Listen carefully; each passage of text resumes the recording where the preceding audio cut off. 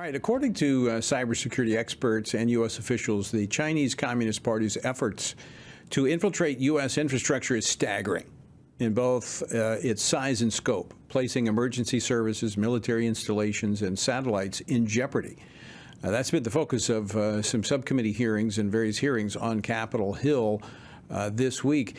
Is enough effort underway to deter such threats? Is America distracted by some other issues? Joining me now to discuss this and more, Congressman Rich McCormick. He serves on the House Foreign Affairs Committee, the House Armed Services Committee, and the House Committee on Science, Space, and Technology. He is a decorated Marine helicopter pilot and an emergency room doctor. He represents the 6th Congressional District of Georgia. Dr. McCormick, Semper Fi, welcome back to Washington Watch. Semper Fi, good to see you. So FBI Director Christopher Wray has repeatedly warned of the CCP's hacking capabilities. What else do we know? How serious of a threat is this? Well, we do know we can't always talk about it because a lot of the stuff is classified. That's the problem. The American public really needs to be informed on a lot of this stuff so they can put pressures in the right areas too. Unfortunately, a lot of this stuff is not declassified, sometimes on purpose, sometimes because we just get used to containing this information. But quite frankly, we don't have to worry just about cybersecurity and being having our information stolen. But we recently had a bunch of hospitals shut down in their billing process. Just that alone could be destructive to not just information stealing of patients' information, but also to how we reimburse medicine and hospitals and doctors. It sounds like a trivial thing, but when that happens for a couple of weeks, you're talking about billions of dollars in impact. 1 out of every 3 patients. That just happened recently. And we just had the Doctors Caucus talk to people about that. We're being constantly attacked, relentlessly attacked, and it's disruptive to our entire society. It can happen on power grids. It can happen to your information. It can happen to businesses.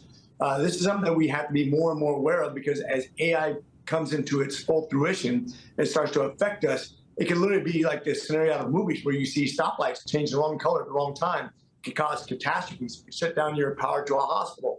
It could do all kinds of horrible things that would impact our economy and our society in major ways. I mean, this puts a lot of responsibility on the government because if there's one thing the government has a responsibility to do, it takes on a lot that it really shouldn't.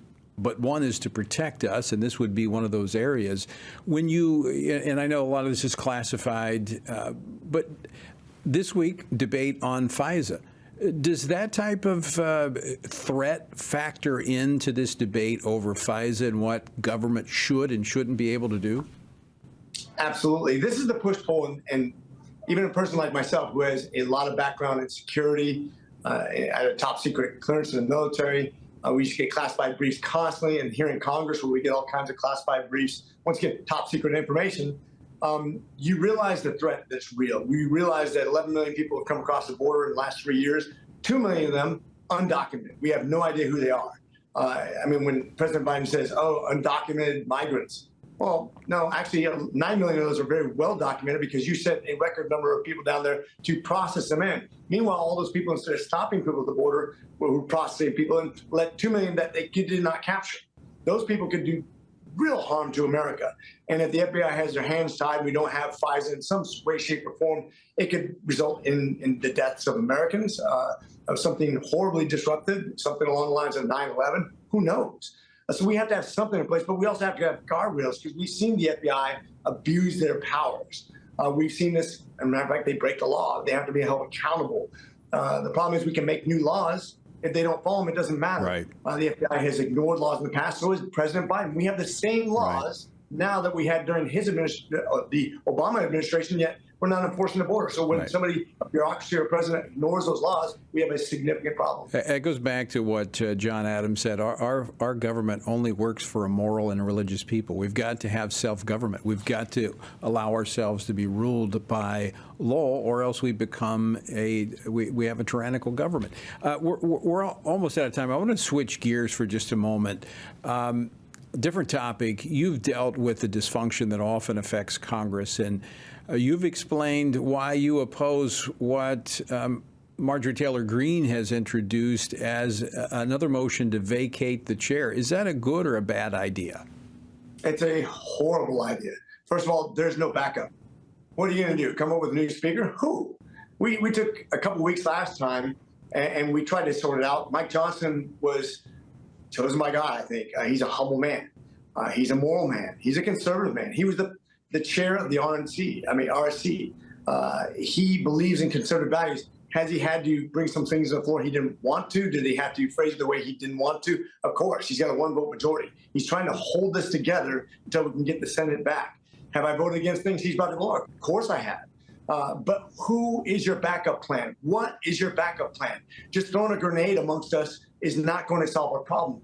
If you're in a team, and we are a team, not everybody on the team agrees with each other, but if you're actively tackling our quarterback, that's not going to result in something we want. It's just like when somebody votes against something that they don't think is conservative enough, and you end up with a Senate bill that's more liberal because you failed our bill. You wouldn't even let it come to a vote.